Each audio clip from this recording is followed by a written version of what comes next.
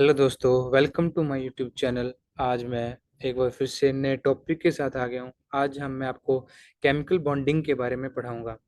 इसमें जो भी पिछले साल या पिछली बार जो भी कुछ इम्पोर्टेंट क्वेश्चंस आए हैं वो भी बताऊँगा, और इस टॉपिक से जो जो इम्पोर्टेंट क्वेश्चंस बनते हैं वो भी मैं आपको बताऊँगा। ठीक है, तो सबसे पहले बात करते हैं कि केमिकल बॉन्डिंग है क्या। ठीक है, तो a force that act between two और मोर एटम, मतलब दो या दो से ज़्यादा एटम के बीच में जो भी फोर्स होती है उसको हम केमिकल बॉन्डिंग है, ये भी तो ठीक है। अगर बात करें हम स्टेबिलिटी, तो उसमें क्या होता है, अगर एनर्जी ज़्यादा है तो स्टेबिलिटी किसी भी एटम की कम होगी, अगर स्टेबिलिटी कम है तो एनर्जी उसमें ज़्यादा होगी। ठीक है, एक बात याद रख लो। आगे है कि आयनिक बॉन्ड, और जब हम पढ़ेंगे कि बॉन्ड कौन कौन से होते हैं, जैसे कि कोवलेंट बॉन्ड हो गया, आयनिक बॉन्ड हो गया, हाइड्रोजन बॉन्ड हो गया। अब बात करते हैं जैसे आयनिक बॉन्ड की, तो आयनिक बॉन्ड होता है एक मेटल और नॉन मेटल के बीच में, एक प्रकार से कंप्लीट ट्रांसफर ऑफ इलेक्ट्रॉन। जैसे कि मैंने एग्जांपल लिया एन और क्लोरीन का। एन में एक इलेक्ट्रॉन एक्स्ट्रा था ऑक्टेट में, तो उसने एक इलेक्ट्रॉन लूज किया, उसने जो है क्लोरीन ने एक इलेक्ट्रॉन गेन किया, दोनों में आपस में बॉन्डिंग रहती थी। ठीक है, अगला बात करते हैं इलेक्ट्रोवैलेंसी, मतलब क्या होता है कि जिसमें जो है जो इलेक्ट्रॉन है जो गेन करते हैं या लोस्ट करते हैं, जब आयनिक बॉन्ड बनाते हैं तो उसको बोलते हैं इलेक्ट्रोवैलेंसी। तो आपके पास क्वेश्चन ये बन सकता है कि जैसे सोडियम की इलेक्ट्रोवैलेंसी क्या है, तो इसकी एक है। ठीक है, मैग्नीशियम की दो है, मतलब वो दो इलेक्ट्रॉन लूज कर सकता है इसमें। अब बात करें जैसे ऑक्सीजन की, इसमें जो है इलेक्ट्रॉन दो इलेक्ट्रॉन जो है ये गेन कर सकते हैं। ठीक है, तो इस टाइप का क्वेश्चन भी बन सकते हैं, तो ये आप देख लेना। बात करें जैसे मैंने ग्रुप वन, ग्रुप टू और ग्रुप, उसके बाद 2 3 से 12 इनकी वैकेंसी जो है वेरिएबल रहती है इलेक्ट्रोवैलेंसी, तो ये जो है इनकी फिक्स नहीं है, लेकिन इसके बाद इनकी जो फिक्स रहती है तो आप इनको याद कर सकते हो। अगला बात करते हैं एनर्जी टर्म्स इन्वॉल्व, कौन कौन सी एनर्जी इन्वॉल्व होती है। जैसे मान लो मैं एनर्जी हमारी होती है आयनाइजेशन एनर्जी यूज। उसके बाद अगली है नॉन मेटल में, जब इलेक्ट्रॉन वो गेन करेगा नॉन मेटल में, तब वो उसमें जो एनर्जी जो है रिलीज होगी, जब वो इलेक्ट्रॉन जो है ऐड होगा उसमें नॉन मेटल में, तब उस टाइम पे जो है एफिनिटी इलेक्ट्रॉन एफिनिटी की एनर्जी जो है रिलीज होती है। ठीक है, एक और एनर्जी उसके बाद लैटिस एनर्जी, जब जो है दोनों मेटल और नॉन मेटल जब दोनों ऐड होंगे तो वो सॉलिड बनाएंगे, और सॉलिड में जो है एनर्जी एक प्रकार से रिलीज करेंगे। ठीक है, तो अगर देखा जाए तो आयनाइजेशन एनर्जी जो है इसमें कम होनी चाहिए, अगर स्टेबल बनाना है। इसमें जो है मैक्सिमम होनी चाहिए एनर्जी इलेक्ट्रॉन एफिनिटी की, और जो लेटेस्ट एनर्जी वो भी इसमें मैक्सिमम होनी चाहिए, तभी जो है एक स्टेबल कंपाउंड बनेगा। अगर पूछा जाए तो याद कर लेना। ठीक है, प्रॉपर्टीज की बात करें तो इसमें जो है सॉलिड होता है, हाई होता है boiling point, melting point, connectivity मतलब सॉलिड स्टेट में देखा जाए तो बैड होती है, लेकिन अगर मोल्टन स्टेट में देखा जाए तो हाई होती है। ठीक है, रिएक्शन हुई है तो कोई नहीं है। Which has more latest energy, तो ये क्वेश्चन जो है ये मैंने इसे फार्मूला दिया है कि सिंपल इसको याद रखना कि लेटेस्ट एनर्जी जो है डायरेक्टली प्रोपोर्शनल टू है चार्ज। अगर चार्ज ज़्यादा होगा तो लेटेस्ट एनर्जी ज़्यादा होगी, अगर साइज ज़्यादा होगा तो लेटेस्ट एनर्जी कम होगी, ये इसके इन्वर्सली प्रोपोर्शन है।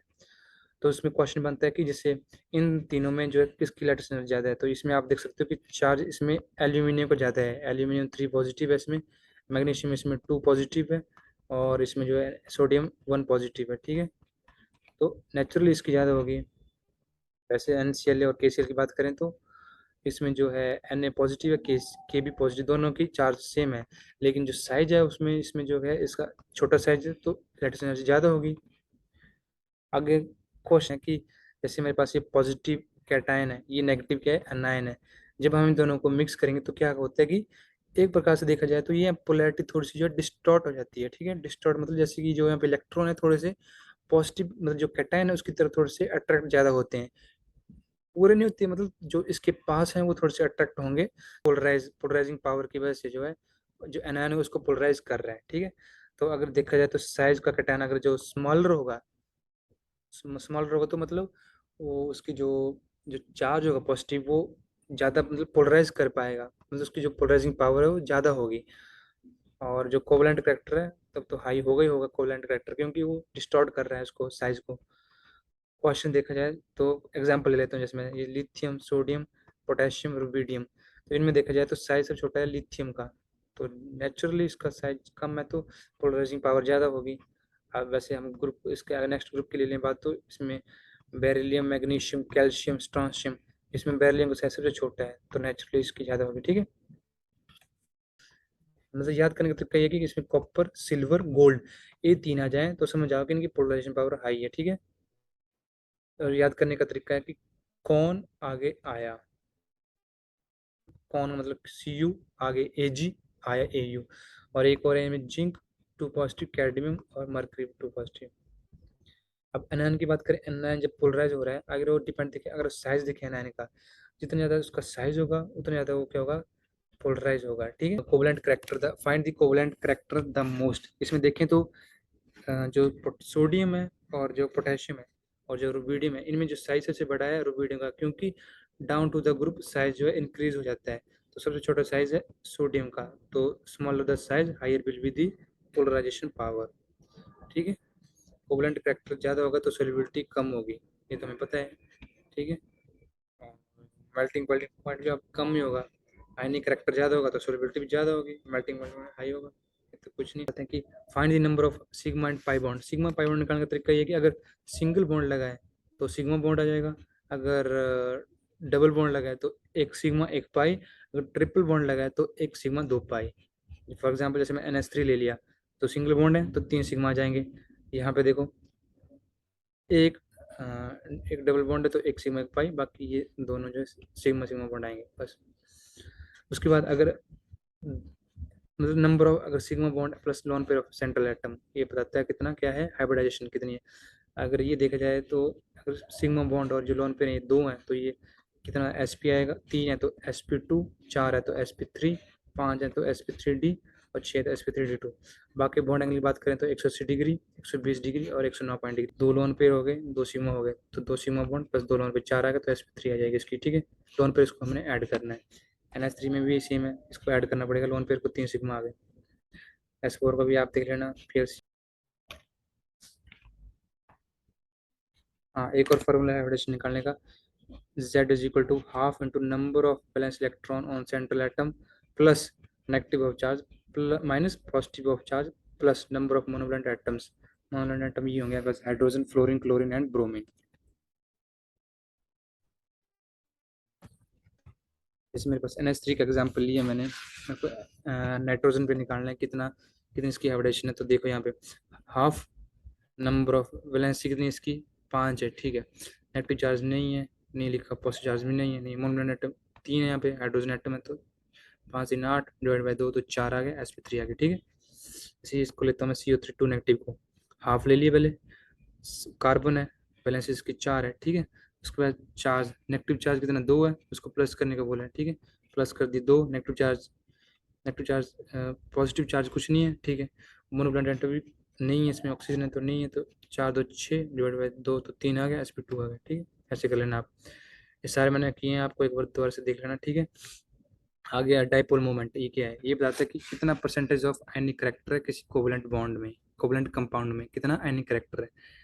वेक्टर क्वांटिटी है, निकालने का तरीका ये कि mu is equal to q into d. Q क्या है, चार्ज है, और डी क्या है, उन दोनों के बीच में कितनी डिस्टेंस है।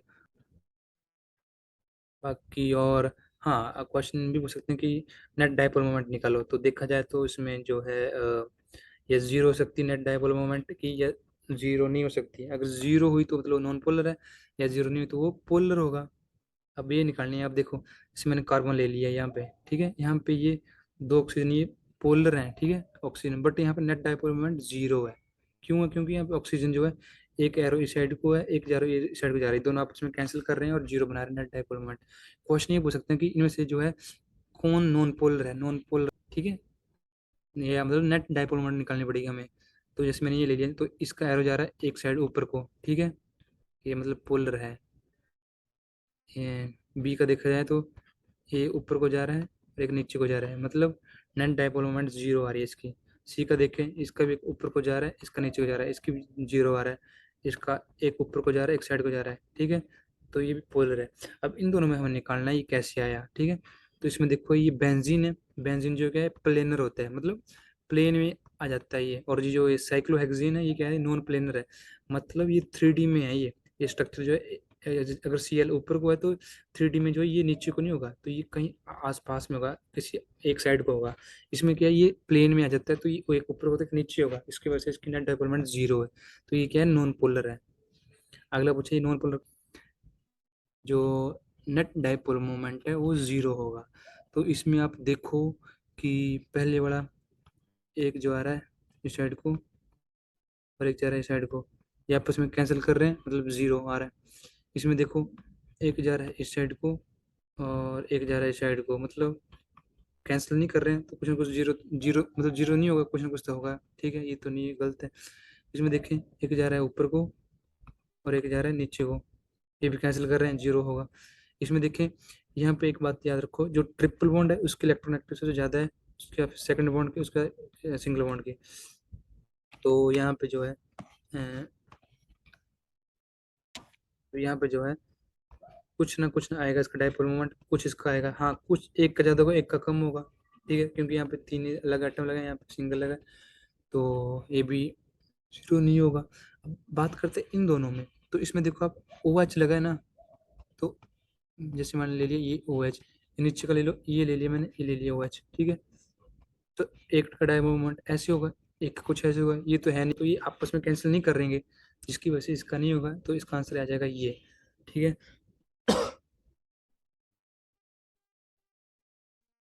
सिमिलरली आपको निकालना है इसमें डाइपोल मोमेंट किसका है, तो मोस्ट इलेक्ट्रोनेगेटिव, ये तीनों जो है ऐसे एच है, ओ है, ओ एच।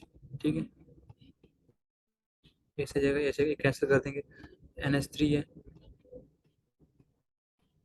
इसको रिमूव कर दो। ठीक है, तो इसमें देखो एक ऐसे को आएगा, एक ऐसे को आएगा, एक ऐसे को आएगा, एक एक ऊपर को बना रहा है ये। ठीक है, ये तो कैंसिल कर रहा है आपस में। इसमें देखो इलेक्ट्रॉन एक्टिविटी इसमें फ्लोरीन की सबसे ज़्यादा है, तो जिसकी इलेक्ट्रॉन एक्टिविटी ज़्यादा है उसका जो है डाइपोल सबसे ज़्यादा होगा। ठीक है, तो इसका आंसर आएगा ये। इसकी बात करें इसमें किसका और बीच में देखा जाए, तो इसमें जो है साइज सबसे कम इसका है, फिर इसका आया, फिर सबसे बड़ा, फिर सबसे भी बड़ा। तो देखा जाए तो इसका सबसे साइज कम है, इसकी डाइपोल मोमेंट सबसे ज़्यादा होनी चाहिए थी, लेकिन उल्टा है यहाँ पे कि जो सी एल है यहाँ पे जीत जाता है। इसका रीज़न ये है कि जो इनमें जो डिस्टेंस दोनों आइटमों के बीच में, कार्बन और क्लोरीन के बीच में, इसमें ज़्यादा है, बल्कि इसमें जो है कम है। ठीक है, और यहाँ पे देखा जाए तो जो जो इंटेंसिटी ऑफ चार्ज है क्यू, इसमें जो है कम है, बल्कि इसमें ज़्यादा है। ठीक है, ये पता लग गया। लेकिन एक्सपेरिमेंटल देखा गया है कि इसका डाइपोल मोमेंट सबसे ज़्यादा है, इसलिए आप बात करें इसमें कि इनमें से कौन किसकी सबसे ज़्यादा डाइपोल मोमेंट है, तो नेचुरली जो है NF3 की नहीं है। करते हैं कुछ प्रीवियस ईयर क्वेश्चन क्या गए थे कि जैसे how many sigma and pi bond are present in N triple bond C, single bond C, triple bond N. तो इसमें देखो आप, एक तो सिग्मा बॉन्ड आ जाएगा यहाँ पे, दो पाई बॉन्ड आ जाएंगे। ठीक है, दो पाई बॉन्ड यहाँ पे हो गए, एक सिग्मा बॉन्ड यहाँ पे हो गया, फिर यहाँ से एक सिग्मा बॉन्ड, दो पाई बॉन्ड, चार आगे पाई बॉन्ड। ठीक है, ये आगे चार पाई बॉन्ड और सिग्मा, एक यहाँ पे, एक यहाँ पे, एक यहाँ पे, तीन सिग्मा, तो आंसर ये आ गया। ठीक है, ये अगला करते हैं how many sigma bond are present in the given compound, तो वही है सिग्मा बॉन्ड निकालने। तो आपको लग रहा होगा कि एक यहाँ पे, दो, तीन, चार, पाँच, छः, छः तो हो गई है, लेकिन जैसे यहाँ पे दो और लगे हैं, छः दो आठ, 10, 12, 14, 16, दो 18, ये दो क्या है, ये हाइड्रोजन है। ठीक है, 18 आंसर हो जाएगा जी।